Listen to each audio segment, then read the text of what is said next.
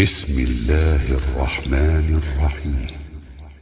الحمد لله رب العالمين الرحمن الرحيم مالك يوم الدين إياك نعبد وإياك نستعين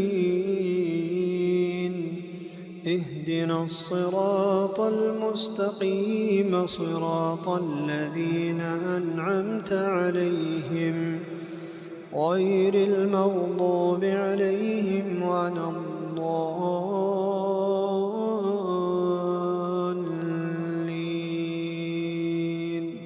ألف لام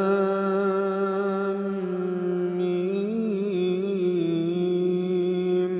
را تلك آيات الكتاب والذي أنزل إليك من ربك الحق ولكن أكثر الناس لا يؤمنون. الله الذي رفع السماوات بغير عمد ترونها ثم استوى على العرش وسخر الشمس والقمر كل يجري لأجل مسمى يدبر الأمر يفصل الآيات لعلكم بلقاء ربكم توقنون.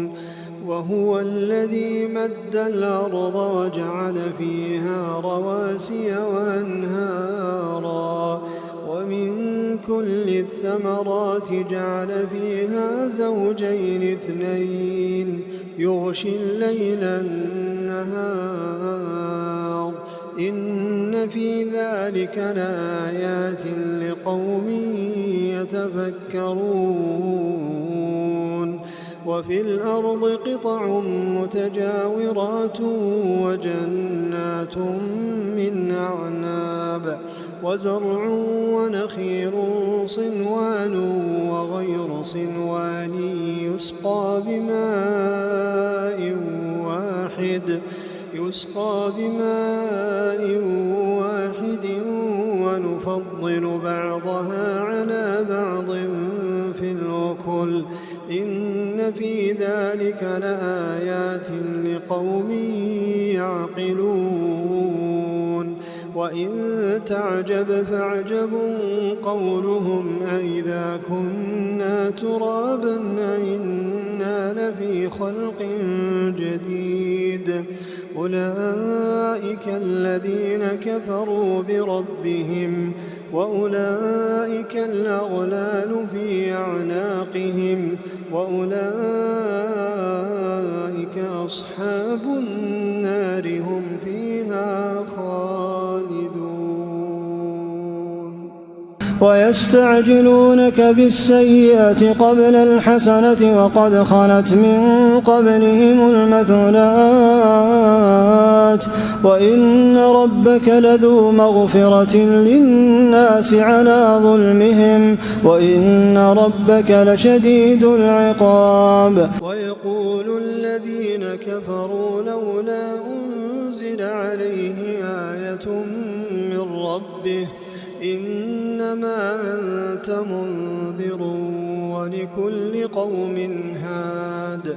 الله يعلم ما تحمل كل أنثى وما تغيض الأرحام وما تزداد وكل شيء عنده بمقدار.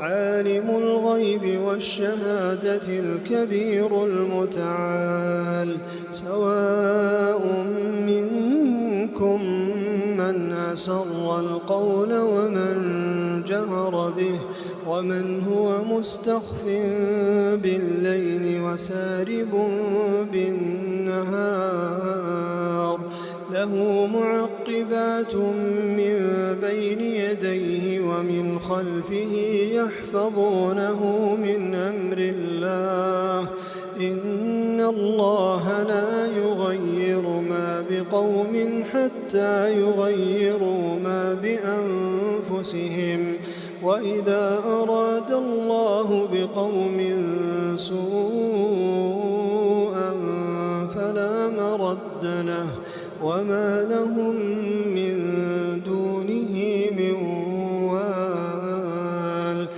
هو الذي يريكم البرق خوفا وطمعا وينشئ السحاب الثقال ويسبح الرعد بحمده والملائكة من خيفته ويرسل الصواعق فيصيب بها من يشاء وهم يجادلون في الله وهو شديد المحال.